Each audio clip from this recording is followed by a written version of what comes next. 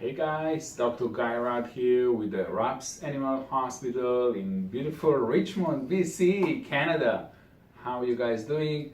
So in this quick video, I'm just going to share a little lesson that we learned here, the other day, and it's around urinary tract infections and stones, bladder stones to be specific in dogs and cats. So I've been in the profession for 16 years and doing a lot of surgeries at dogs and cats, whether it's soft tissue and orthopedic surgeries. But I was taught, and most veterinarians are taught that usually, if you have a boy dog, if you have a male dog, they're more prone to emergencies when they have stones and crystals in the lower urinary tract, like in the bladder. They can get blocked, and it can be a serious, obviously, emergency because the dog cannot pee.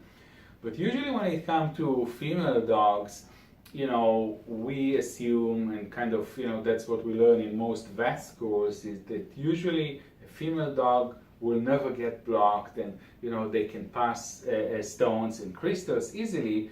They get irritated, they can have blood in the urine and obviously straining to pee and everything, but usually 99.9% they never get blocked like a male dog, so it's never an emergency. Anywho, the other day we dealt with this beautiful Chow Chow dog, beautiful predisposition, and the complaint of the owner that is the doggy is straining to pee. So to our surprise here, that's what kind of the lesson I'm going to share with you today. Looking at at the X-ray, the dog had multiple stones. We didn't even know about it, right? Because there was no real history. And that's another lesson as a dog owner. Even if you think it's just a UTI, and most of the cases are just a simple UTI, right? Like we get.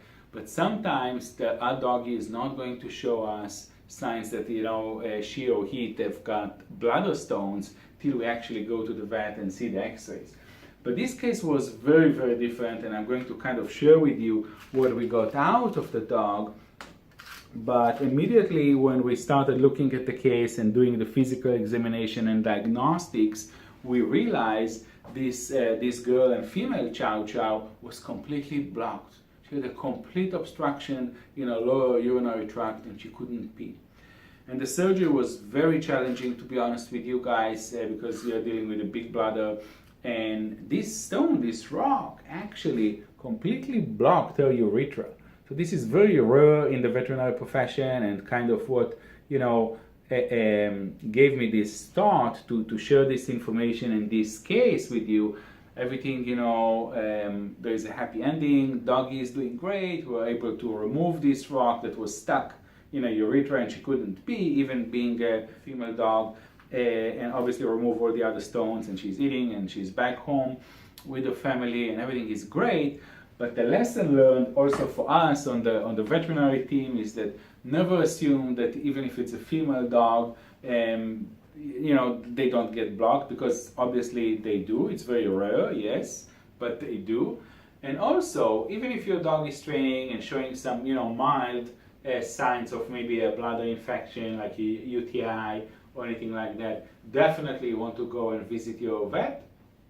And if you happen to be around Delta, Richmond, British Columbia, and here in this beautiful West Coast, West Coast is also the best coast, right?